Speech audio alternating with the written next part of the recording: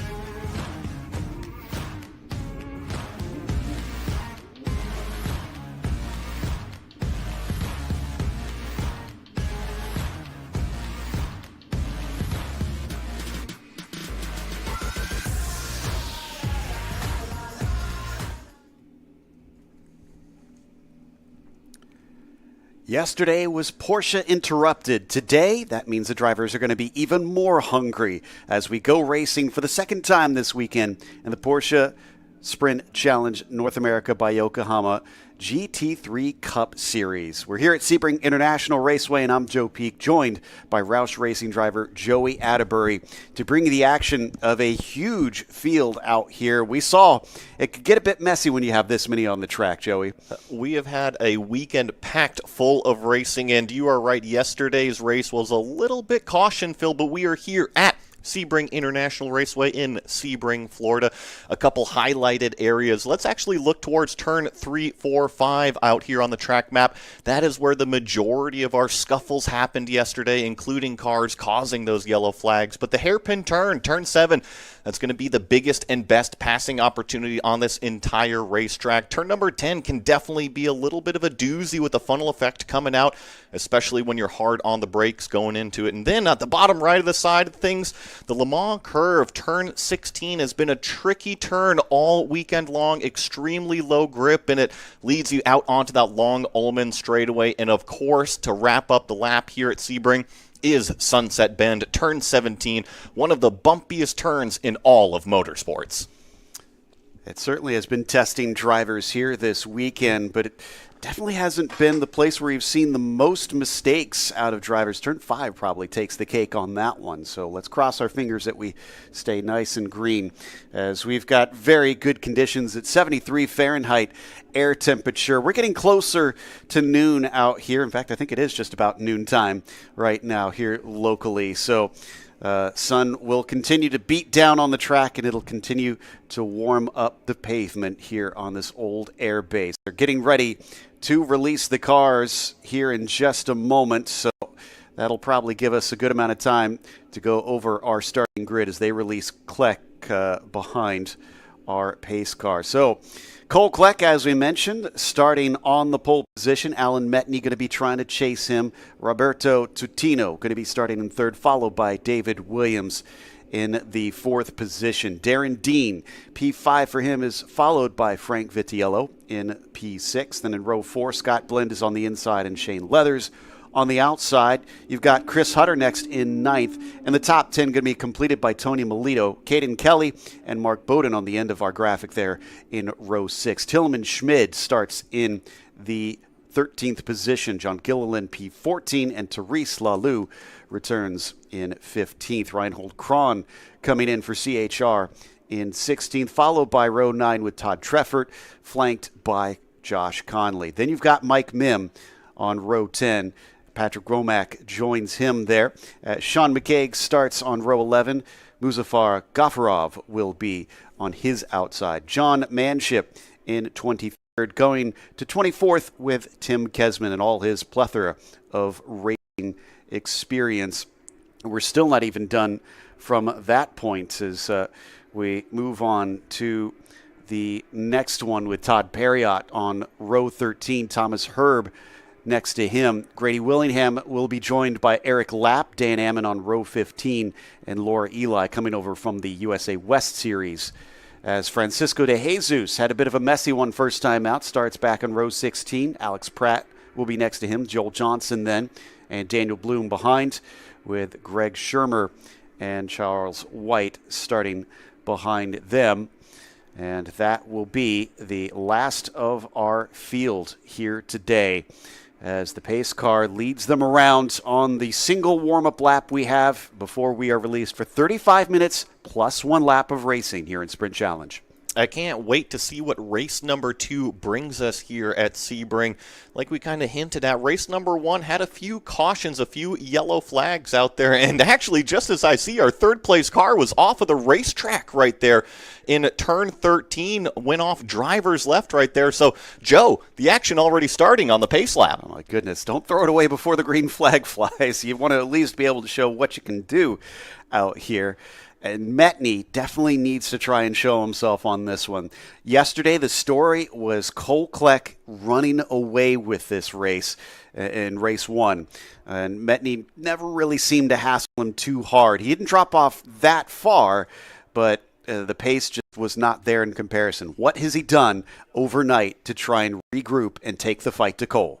And remember, all of these drivers are going back after race number 1. They're reviewing the video. They're reviewing the data with their coaches, with their teams, coming up with the perfect strategy. Where do we want to start these tire pressures? Do we want any changes in the car? Do you need anything different in these first couple laps to go up there and maybe make a challenge for one of those positions? Like you said, Cole Kleck really dominated yesterday, but Metney was very strong in qualifying as well. Really kept Kleck honest, but hey, guess what? Today is a brand new day, and we're about to unleash 30-plus GT3 Cup cars on Sebring. And let's not forget, Darren Dean is starting ahead of David Williams. He got beat to that win in the Masters class yesterday. So he'll try and hold on to that spot and see if he can come home the victor, as the last of the cars are getting lined up, and we are ready to go here at Sebring. Pace car is in, giving control to Cole. He comes out of the final corner waiting for the call from the flag stand as he watches to make sure we get a nice, tidy start. And there it is. Green flag is out. They start to fan out as they come down into the first turn. And the back of the field has an issue. Cars are around. Looks like that we don't have anything too bad, but as they siphon into the first corner and work their way out of that narrow exit, what's this one going to look like? Somebody going way wide in the background. It's Kleck that's escaping out front, but look at this. We're 3 wide going into turn 3. This is a very busy place. It seems like for the most part, no door banging, no fender rubbing.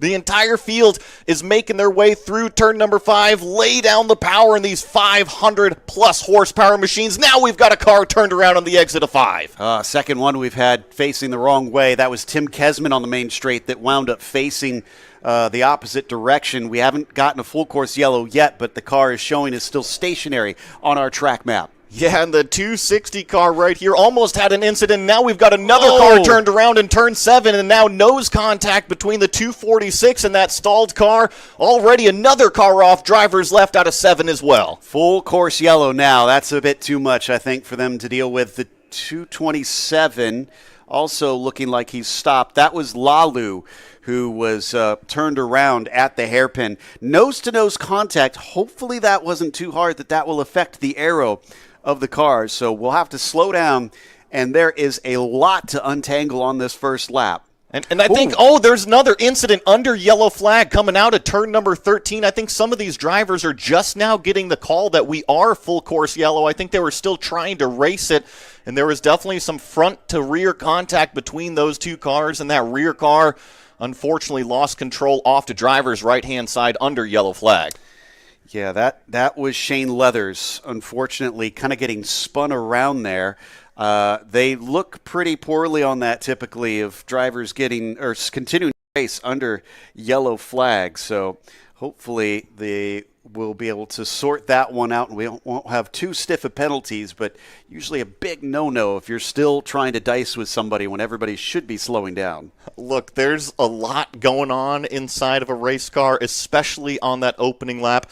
The driver's eyes are forward. They're trying to focus on the racetrack, the positioning, try to advance themselves forward, and sometimes they lose a little bit of that peripheral and have those yellow flags not really come up right in front of their face, and sometimes it's just those radio communications that are oh so crucial. Looks like we're getting the 244 car on the front straightaway here with a flat toe getting it out of the way. Yeah, Kesman's got some damage on the nose too, so that car is not in perfect condition and being pulled back. And I also see the 299 of Conley also has nose damage on the front left fender of his machine. Now, Josh was involved in some stuff yesterday. Tire went down early for him, had to limp all the way back to the pits before he could get back out going. I also see Leathers here coming down pit road. That's that silver 275 car. And Joe, I think that might have been the car that had that little extracurricular activity under the yellow flag. Yes, you are correct. So Leathers does at least get it going, and they might have to reposition him. We'll see what race control says in the meantime. But a full course yellow, unfortunately, before we get through the first lap. Sounds like the 208 off at turn 6 as well. I don't think we spotted that one. Trying to see who that was. That was Kelly, Caden Kelly, who wound up off the track. And here's the good news. Safety car lights are out, so we are going racing very quickly. So that's the good thing. Yes, we had a lot of messes on this first lap, but at least they were small messes, and we're going to get back to the green flag quickly. I mean, heck, when you put 30-plus GT3 Cup cars stacked on top of each other here at Sebring, the potential for danger is way up there. We definitely saw it yesterday. I do think that our start today was a little bit more clean, at least than what we saw.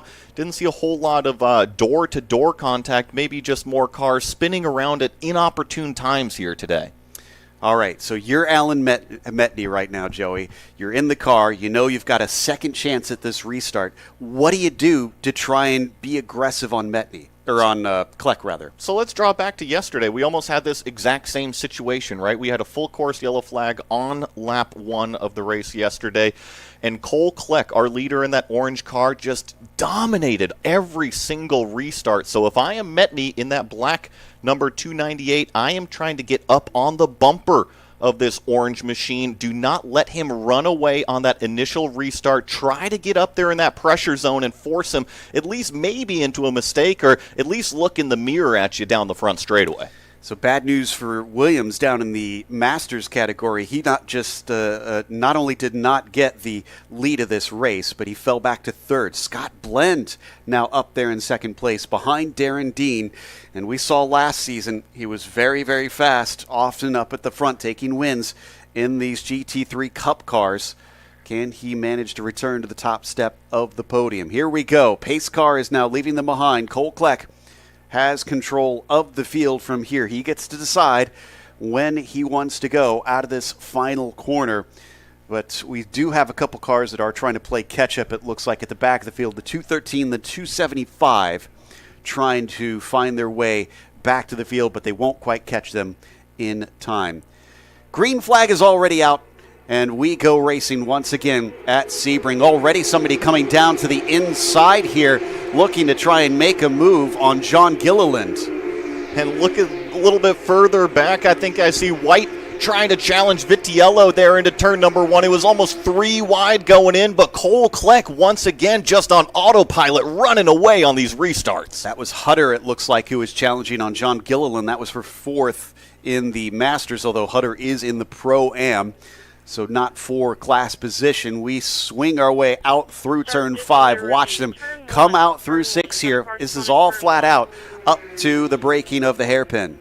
4-liter, 6-cylinder, 500-plus horsepower, and 8,400 RPM. Unleash it around Sebring. Make sure you get it slowed down here for turn number 7, but then stand on that loud pedal and let that thing rip. Darren Dean is aiming for wins this season, so he's already well on his way, it looks like right now. Good pace here. Could maybe come away with this, but he's doing this more than just for himself, although it looks like we might have to pause that thought. The 270 is now stopped on track.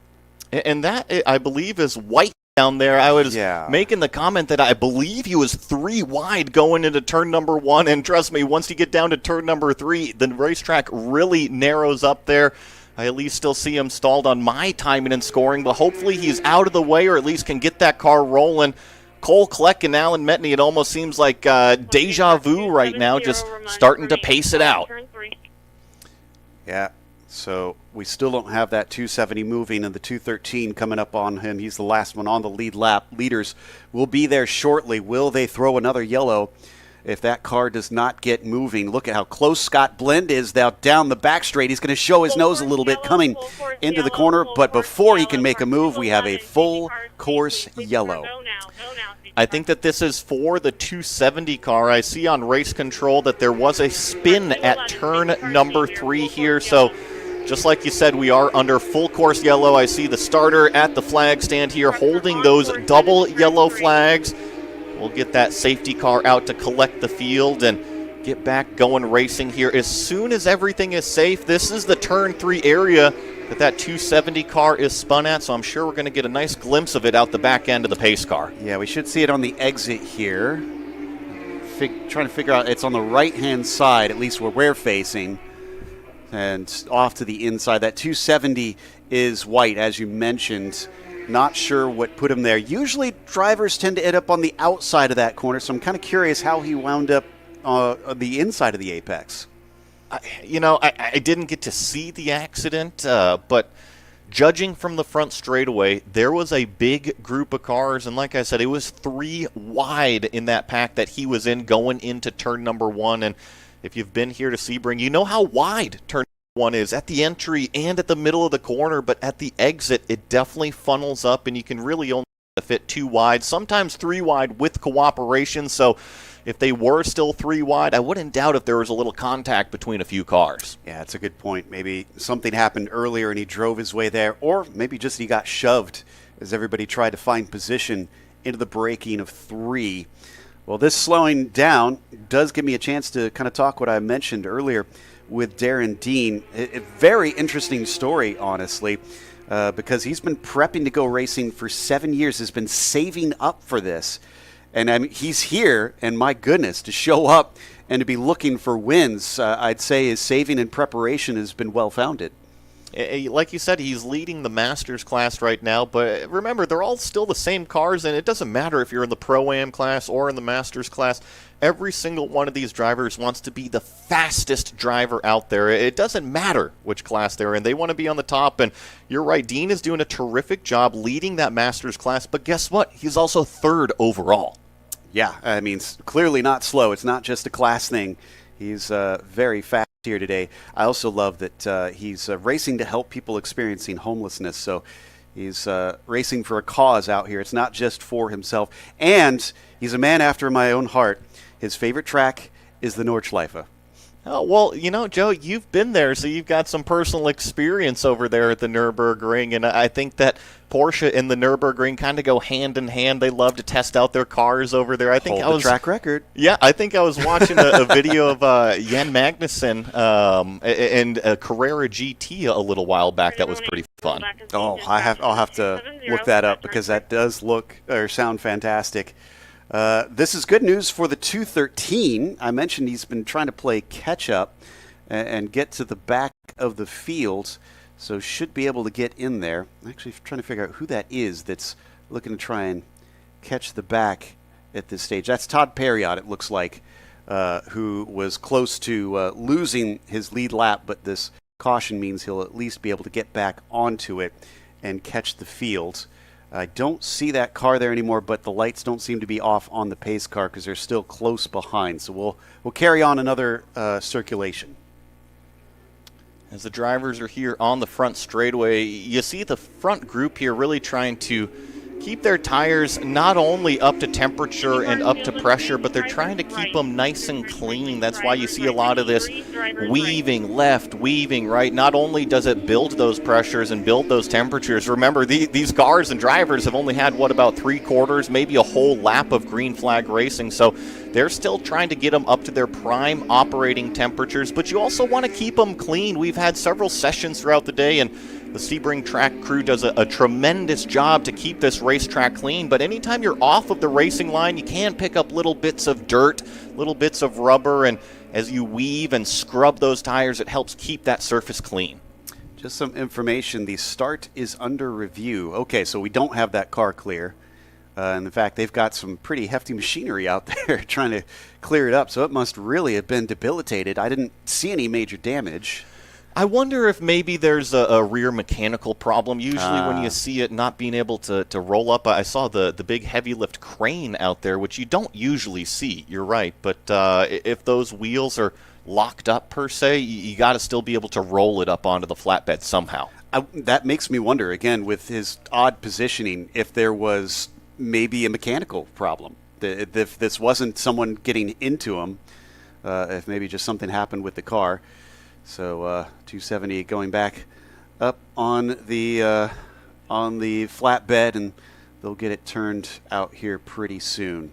It's getting nice views of the car. What do you see, Joey? Hey, it's tough to see from those camera shots. I saw maybe some right rear damage on that car, which could certainly explain it. You know, if you busted an axle, or maybe the transmission is stuck into gear or something, it is just so much easier to go out there and simply pick that car up and place it on the flatbed rather than trying to drag it through the grass. And remember, the track crew does not want to do any more damage to these cars, so they're trying to treat them as carefully as possible, but also still be on the timeline that we can get back racing as quickly as possible, too.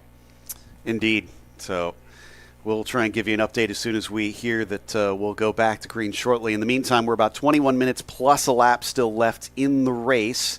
We've got a little bit of racing in. Cars have definitely been eager to try and make up positions, because after what happened yesterday, I'm sure they know that it's important to try and make your moves as quickly as you can. And still, we see them prepping as they try and heat the brakes and tires up here behind our safety car. Looks like they do have that 270 officially up on the flatbed and getting towed away from that turn 3 incident area, so should not be too much longer. And in fact, just got word from race control, we are turning out the lights on the safety car. We're going to be going back green flag racing this time by. Excellent. This is what we love to see. We're already close to the end of the lap here, so this is going to be a short wait. Let's cross fingers we can get a little bit more in and hopefully go all the way to the checkered flag. Last race of the weekend for the GT3 Cup Series. Remember, though, we have more racing coming for both cars, as the Endurance Challenge will be taking place tomorrow afternoon, Sunday afternoon, the first race of the 2025 season for that series. Pace car is now leaving Kleck to his own devices, and he backs the field up to prepare for another restart. He got a lot of practice with these restarts yesterday, so he should have plenty of experience, Joey. Yeah, he nailed every single one of them from the initial start to all, I believe, 2 or 3 of those restarts yesterday. He's already had a couple practice starts to get this one rolling, so as long as he keeps on executing what he's doing, I expect to see the same result. Here we go. Cars coming out of the final corner, and the green flag is out. We go racing once again here at Sebring, coming down to the first corner. Much more single file than what we saw last time, though a few cars may be fanning out to try and position themselves into the first turn. Let's see what it looks like coming out of there. Does still have Kleck in the lead. Metney in second. Still leads Blend, but look at the fight behind them coming down into turn 3. I think that's Williams, Gilliland, Totino. Contact there between those two cars, and thankfully backed out of it before that really huge funnel effect in turn number 4. Seems like everybody is making their way through that troublesome complex, headed down towards turn number 7, and once again this orange Porsche out front setting the pace. Blend still putting the pressure on to the 271. This is the Masters lead that you're seeing on your screen right now, out of the hairpin once again. 1 at turn 7 on lap 1 has been reviewed. Car 281. So drive that through. is race control giving confirmation on their decision for the 281. Or no, excuse me, that they are reviewing it, it appears. Meanwhile, out of Cunningham, Blend not able to sneak by that time. Look behind them, though. Tutino and Gilliland, again, not for position, but for Tutino, he needs to get by both Blend and Dean to try and chase down Metney, who's the next car in his class. Yeah, I think Tutino might have slipped down a couple positions from that initial start, but to your point, didn't lose any positions in class. He still hangs on to that third in Pro-Am. It's just the 5th overall position that he finds himself in, right behind that bright yellow car of Blend. Tutino running a rather small group for their car, running on a bit of a more meager budget compared to the others, but doing quite well with it. Somebody was ducking off to the inside. I think that may have been Treffert on Hutter back there, but down into the braking of Sunset Bend once again. Way wide, maybe a little too wide there for Scott Blend. He's going to lose places. I think he just got way too deep into the brake zone, and you're right, he actually lost 2 positions, and now he might even lose a 3rd position down the front straightaway. He's side by side with one of these cars going into turn number 1. This could spell a little bit of danger.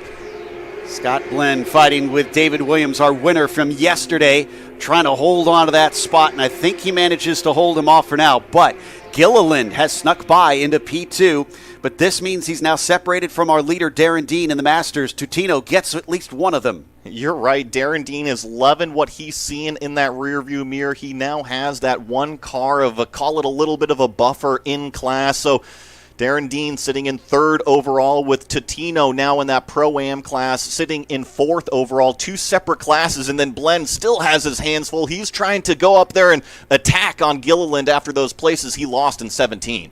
Forced him to try to cover him off just a little bit, coming down into the safety pit, trying to play it a little bit easy and careful into and again, look at him just kind of stay off the line briefly, coming into the braking of Cunningham. So I don't think he feels totally safe ahead of that bright yellow car. All of these drivers are anxious and ready to go, had those 2 early yellow flags, and this thing has turned from a sprint race into even more of a sprint race, right? Only looking at about 15 and a half minutes remaining plus 1 lap. So if you feel that you've got the pace, if you feel like you can go up there and make that pass, you better get it done quickly. It's definitely a much harder fight here. For those that didn't see the top left of your tower, Kleck is already 2.5 seconds ahead of Metney, so he's running away once again. Meanwhile, the Dunkin' Donuts car is starting to make a little bit of an impression here. David Williams on Scott Blend. Can he overtake for a podium position?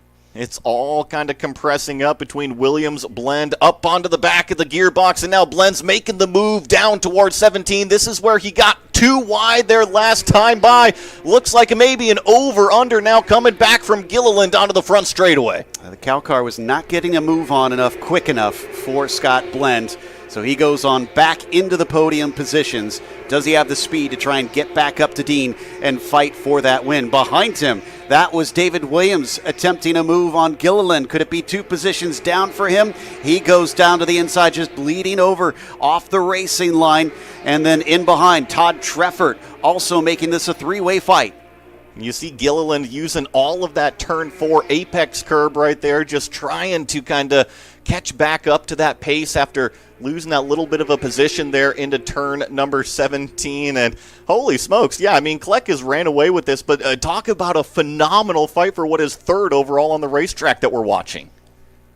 This is comfortable territory for Todd Treffert. Love this. He's actually run a 74 IROC 911 RSR, so he loves his historic Porsches, but it's not helping him right now. Here comes Scott Blend again on the attack, this time for Tutino, not for class position. And this is an interesting position for Tutino. Like you said, it's not a class position. And I know, speaking with his driver coach, it's all about collecting hardware, collecting points in this round 1 here at 2025. So it's kind of an interesting situation to be in. How much pressure is too much pressure? Well, Gilliland's now the one applying the pressure. It's a back and forth up here. You can either be on the attack or the defense at any moment in this group, weaving their way down into Jean Debienne and then back over into Le Mans. Everybody trying to focus on the run onto this long Ullman straight. Here comes David Williams. Both of them behind Scott Blend look to have a pretty good exit. So it's Blend in the bright yellow machine, Gilliland giving chase. That's the second car sandwiched in line, and you see Blend already moving kind of middle of the racetrack, just trying to serpentine down that straightaway, break any slipstream directly behind him. Nice and on that racing line. Turn 17's been a little bit of a problem area for that bright yellow machine, but nice and hooked up this lap. Oh, that's very close off the corner. Look at him back and forth trying to pick their racing line. Williams finds the inside. He's got his nose in there. How brave is he going to be coming into turn one? Much deeper on the brakes and move David Williams up ahead into P6. Nicely done, and Gilliland now looks for another opportunity, and look out in the rearview mirrors. I believe that's Treffert now that's trying to take his shot at Gilliland. Sometimes when it rains, it pours. You just want a little bit of a sigh of relief and maybe a little bit of a break every corner, but here comes the run on Gilliland again. Remember, David Williams, our winner from yesterday, so he's eager to try and at least get up onto the podium here. Gilliland defensive down into the safety pin. Williams decides that's his cue to go back to the outside. He's got to be careful, though. Look at that behind him. Is that Reinhold Kron? Yes, it is. That is Kron. And all this messing about, he's caught up to them. When you get such close racing, if car number 2 in line makes a move and doesn't get that pass done, well, guess who's chomping at the bit? Car number 3 in line. If they don't get the move done, then car number 4 in line is looking to make that move. So if you're going to try a pass attempt, you better execute it. Love what we're seeing here in this race. 11 minutes plus a lap still left to go. But this mid-pack fight here for the last step on the podium has been fantastic. Although I wonder if all that fighting, it does look like a bit of a gap has opened up as the Ruckus racing car of Scott Blend is starting to pull some distance. Roll it through 15 and 16 here. This turn number 16 is always so low grip. It's always a pushy, loose corner where the car doesn't want to turn in, and then once you roll onto the gas, it just gets loose. With all of that throttle getting put down to the ground, it's up to the drivers really to manage the balance of the car, and it's important. Right down this Ullman straightaway, the closer that you are to the front of that Porsche in front of you, the bigger hole in the air, the more powerful that slipstream. Tony Melito a little bit farther down. He's currently 8th in class, but 14th of everybody.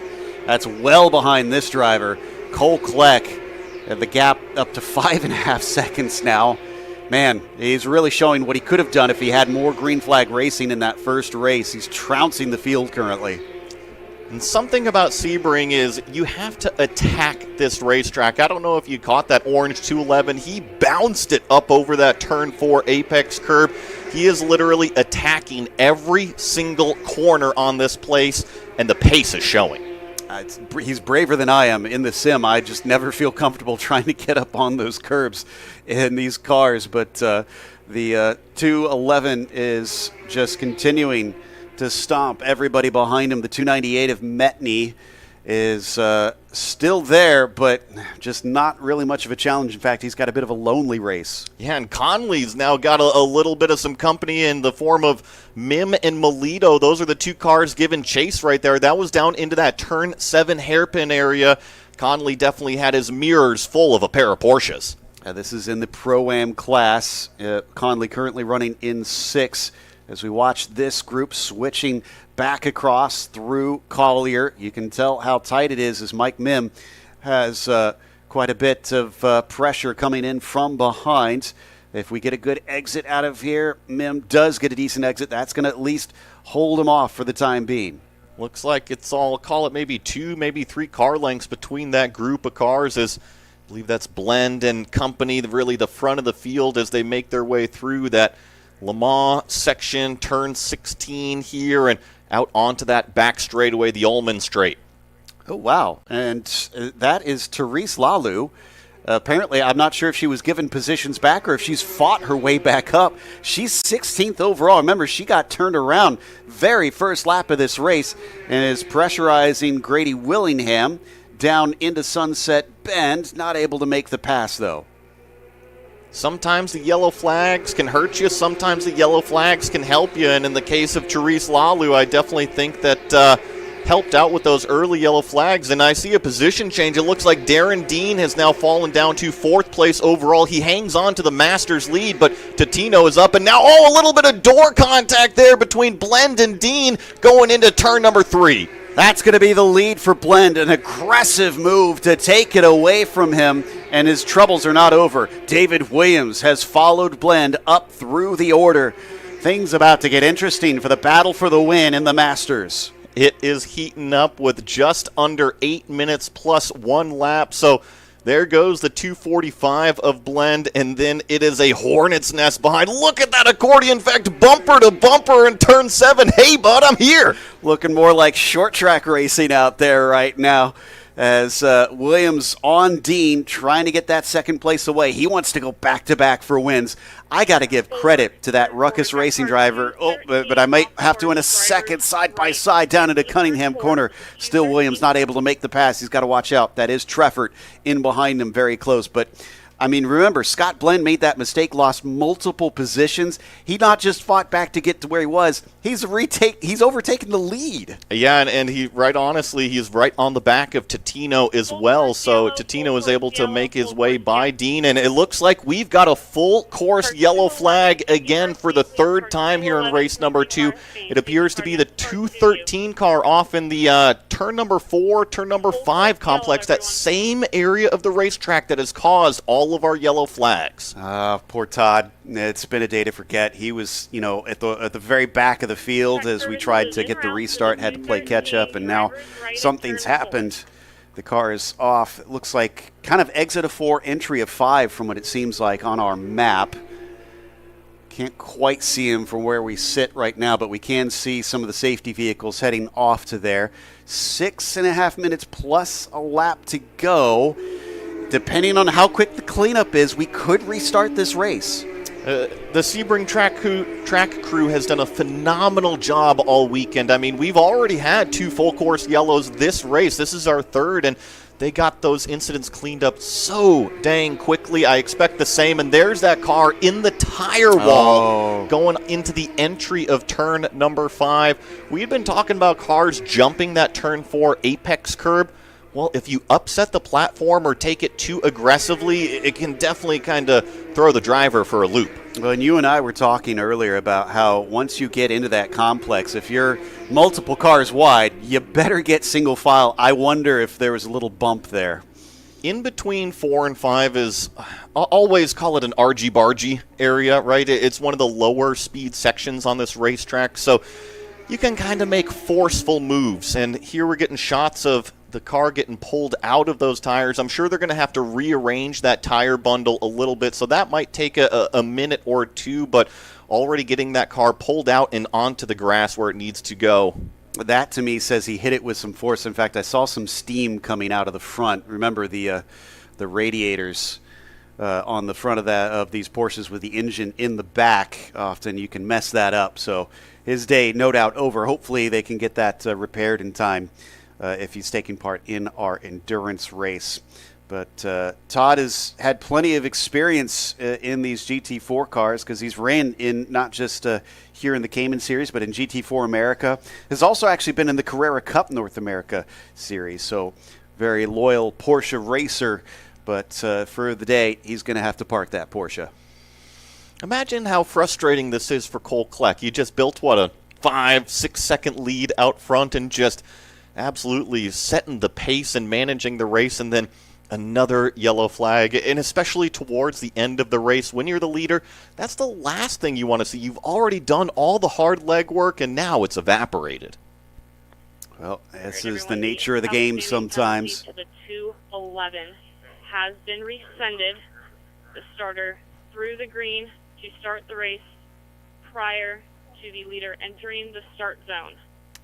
Interesting. The penalty on 211 has been rescinded. Okay, so it sounds like some of that investigation into the start of the race had to do with when the starter threw the green flag, and maybe it was just a hair early, but should be okay then, it sounds like, for Kleck. Interesting that he was under investigation. And usually what happens with these race starts is race control will talk with the pole sitter, the leader, and say, all right, this is our restart zone. This is where we want you to accelerate. But then it's still that judgment call between the pole sitter and also the starter on the flag stand there. So if the starter on the flag stand sees, okay, they've reached this point in the racetrack, it's time to go green, there's still that little bit of overlap of the drivers and the cars off of what they see and then also where they actually are on the racetrack. I was just looking through the race control messages. This was a bit of drama that we had actually missed. So he was given a penalty, the 211, a 10-second post-race time penalty, which would maybe explain some of him trying to run away. So the fact that it was rescinded, especially considering the yellow that we get at the end, is critical. So that is a huge relief if you are Cole Kleck inside that cockpit. He's definitely going to shake some hands with the team after this one because, trust me, it is not the driver stating the case to race control on the radio. It is all that team manager, and he did a great job. He or she did a great job to go up there and say, no, this is actually what happened. We definitely don't deserve this 10-second penalty as we're getting some more shots of this 213 car getting cleaned up in what is turn 5, getting it up onto the flatbed. For the second time today, we've had to get the crane off of there, but 2 minutes left to go. I'm not sure if we're going to be able to restart. It's not looking hopeful, but we'll cross our fingers. By the way, I do want to mention that it's showing Todd Treffert up into second. I don't think we had covered that because last I saw he was either third or fourth in class, and he now holds the fastest lap of the race in the Masters. It got to be a bit of a hornet's nest between Totino, Blend, Treffert, Dean, Williams, Gilliland. I mean, all of those drivers were involved in it. They were all shuffling through some positions. And, I mean, that was one heck of a move from Blend going down there into turn number 3, door banging his way through, but got that position in the Masters lead. Yeah, I'm excited if I'll get to chat with him on the podium there to ask about that move because the elbows were out and they were sharp on that one. They generally try to discourage car-to-car contact in this series since it is at the lower level, but clearly some are not afraid to try and get a little aggressive out there. Sometimes you need to do it as a racing driver. Sometimes the track just has one little opening and you need to take that opportunity. And if you don't, you're not going to sleep well at night. You can say, oh man, I could have had that position. What if? Well, Scott Blend proved what he could do. Oh, I spoke too soon on Todd Treffert. Apparently he was not supposed to be in that second place, and even though he has put his car back into fourth, he's getting a 10-second post-race penalty for passing under yellow. There's a lot going on inside of a race car. I've mentioned it a few times, and they have all these amazing data systems and safety systems to let the drivers know when there's a yellow flag. That way they don't have to just rely on the corner workers. But even then, they can kind of get distracted inside that cockpit. I wonder if that's exactly what happened to Treffert. Are we getting a one-lap shootout? Because they're starting to give some distance back here. I still see safety trucks you're on right. the racetrack Okay. in turn number 5, and we just ran out of time, so I believe that we'll probably end this one under yellow. Yeah, a bit of a shame. At least we got some great racing there in the middle of the race. So the flag stand is preparing that white flag out here. It definitely seems to be a case of those tire barriers. I kind of wondered as soon as I saw those if that was going to be a point of contention. And I think that they've already got the brand new tire bundle out there to replace the ones that unfortunately the 213 kind of crashed into out there. So once again, an excellent job by the track crew, but when it's more than just kind of retrieving the car and getting it up onto the flatbed, you got to also make sure that the racetrack is safe for everybody else to go out there and race on. I love, and you know me, I'm a racing history nerd.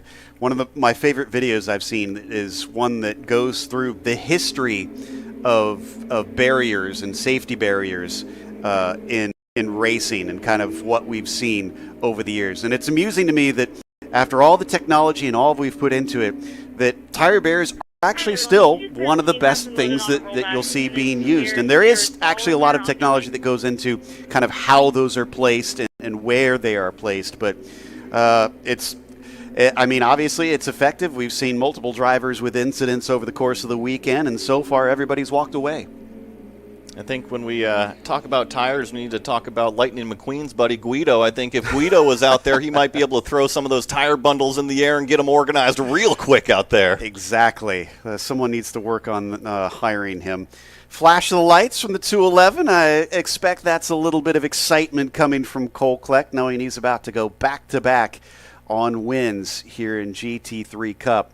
But down in the Masters, Blend is going to be able to put one over on Williams, while Dean was so close to getting that victory he's been going for. It's something neat that we haven't seen throughout our 3 races. This is actually the first time that the Pro-Am class is actually going to kind of obtain the top 3 spots. It's always been Pro-Am and then Masters kind of mixed into it as well, whether that's a 2nd or 3rd place position. But right now, Kleck, Metney, and Totino setting the pace in terms of those top 3, all in the Pro-Am class. And then comes the Masters class sitting there in 4th overall of Blend, Dean, and Williams. Yeah, the Masters have really been showing the old age and guile counts for something in these cars still. There's some fast drivers that are up amongst the older crew out there that are still quite quick. Just about half a lap to go, and we are done with our Sprint Challenge racing. But again, don't forget, tune in tomorrow because we will have the first race of 2025 for the Porsche Endurance Challenge North America Series right here at Sebring. Love watching these cars here under this safety car lap kind of stay on the racing line, and now they're going off of the racing line a little bit, kind of collect up some of that extra tire, make sure you got plenty of ride height on the car as you go through tech. Can imagine the sounds that those cars make when you have to do that post-race. Yeah, well, I mean, that's literally all they're doing. Is it also counts for a little bit of weight, too. True. You know, there hasn't been enough fuel burn-off, I think, for any of these cars to really worry about their weight going over the scales. But these teams and drivers, they're going to set up the car as low as they possibly can. So one of the tips that you always get as a driver on these cool-down laps, go drive off of the racing line, pick up all of that rubber. It's just making that tire a little bit bigger, and it's going to make that ride height a little bit more. We come down to Sunset Bend. Cole Kleck, been a real revelation in this series. Showed incredible pace in the first one, and while the timing and scoring, the numbers won't show it in this one, he definitely had easy control of race number 2 today. Down into the line, it might be behind the safety car, but the crews are going to come out and celebrate anyways as they cheer on a victory, not just for Cole Kleck, but also for Scott Blend in the Masters in race number 2. Nice podium for Alan Metney, Roberto Totino, and then, of course, Darren Dean and David Williams as well, taking podiums, in the Masters. So fields will go on by and everybody gets the checkered flag. Let's have a little bit of a run through our finishing order. As we mentioned, Cole Kleck, your winner. Alan Metney in second. Roberto Totino finishing in third. From there, Scott Blend was your winner, but 4th overall in Masters. And then Dean behind him, second in class. Williams rounding out that podium. 7th overall was Gilliland. Cron in 8th. Tillman Schmid, P9. Gafarov in your top 10. Josh Conley had a much better race today. He comes home in 11th. Mike Mim in 12th. Tony Melito, P13, ahead of Therese Lalou. An impressive fight back up to that 14th spot. Grady Willingham was P15. Frank Vitiello was in 16th. Then it was Bowden, P17, Womack 18th, and Caden Kelly 19th. Treffert had to settle for 20th today, as I do believe he got a penalty at one point. Eric Lapp was 21st, Laura Eli 22nd, Thomas Herb 23rd, Alex Pratt 24th, and Francisco de Jesus in at 25th. McCaig, P26 for him today, Poole 27th, Shane Leathers in 28th, Woody Witchard in 29th, Chris Hutter 30th, Greg Shermer 31st, and last to finish was Snyder in 32nd. Bloom, Perriott, Ammon, White, Kesman, Johnson, Manship did not see the end of this race. The race might be over, but we've got our podium ceremonies coming your way here for the GT3 Cup in just a moment, so don't go away.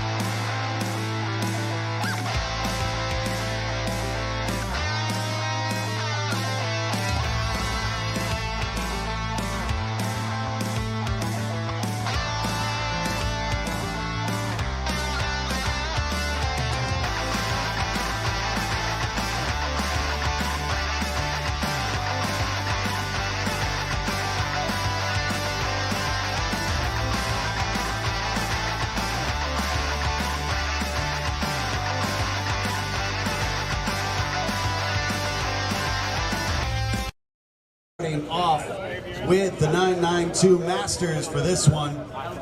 Starting with third place in the number 37, it's David Williams.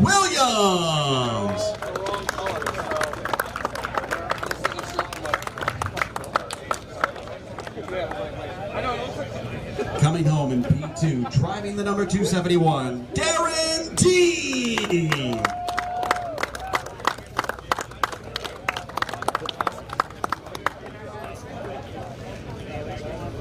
And our winner today, driving the 245, Scott Bland.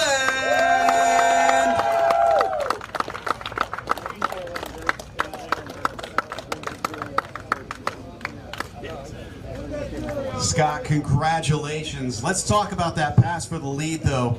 We noticed it looked a little bit aggressive. Had to get the elbows out a little bit. Well, you know, I'm coming in, and you never know, what's going to happen. I felt like I left plenty of room, and I think it was at the end of it was a clean pass. Lots of lot of action out there, of course. You never know when you're going to have another green lap, so the opportunity was there. I took it, and I think it was a good, clean pass. I apologize. I had a little bump on the front on the start, but anyway, I think it was all clean. What do you think? I think everybody was racing hard. It was a lot of fun. All these guys can definitely drive. I learned that today. I would have to look at the video before I knew if that was clean. Diplomatic, I appreciate it. Well, it wasn't just the passage you had to make for the lead. You lost some positions at one point. What happened going into Sunset? Yeah, coming into Sunset, I went to the brake, and the car kind of just felt like it went, jerked left a little bit. I didn't want to put a bunch of wheel in it and risk a spin, so I just kind of rode it out, went wide, regrouped, and I was just telling Andrew Davis, he's my coach, and a year ago, I would have fallen apart, mentally, and I was able to just, stay in, focus, keep rolling, so it worked out, and, that's to the team and Andrew. Well, congratulations. Victory today for Scott Bland, bouncing back from race one.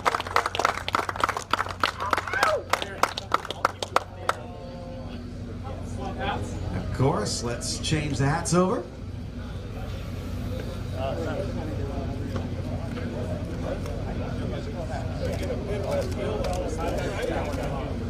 Trophies up one more time.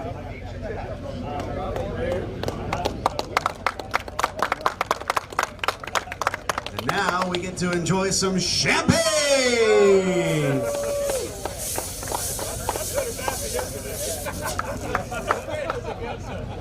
Congratulations to our GT3 Cup Masters Podium. Let's hear it for him one more time.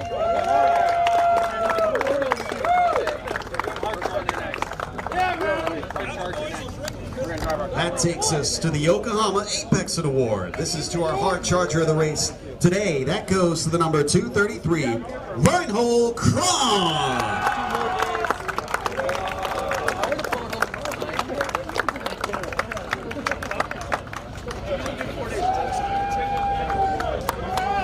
Congratulations to Reinhold, our hard charger here, presented by Yokohama. And now it's time for the 992 Pro-Am Podium. Coming home in third, driving the 260, Roberto Tutino.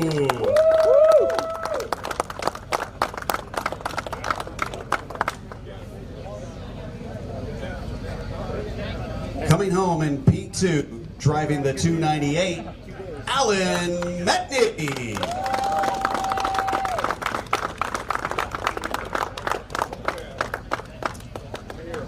And our winner today, he goes back-to-back for Pro-Am wins, Cole Clay.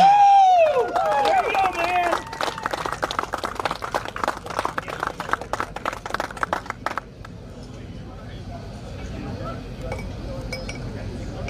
Cole, excellent job out there.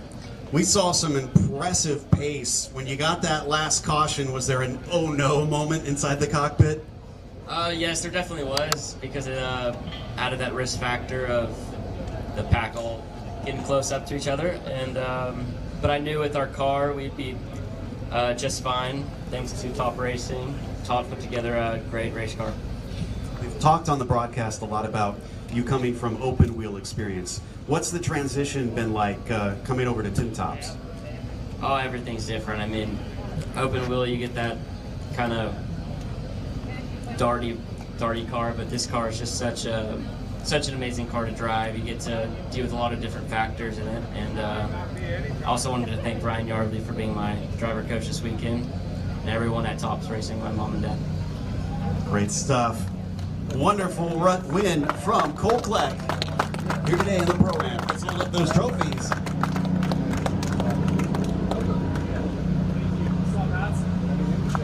And we'll do the little hat dance.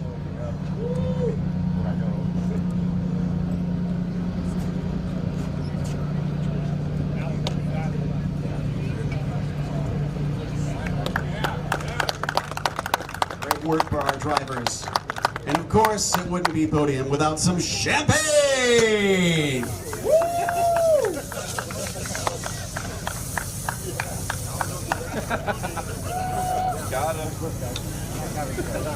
Well, that concludes our racing for today here in the Porsche Sprint Challenge.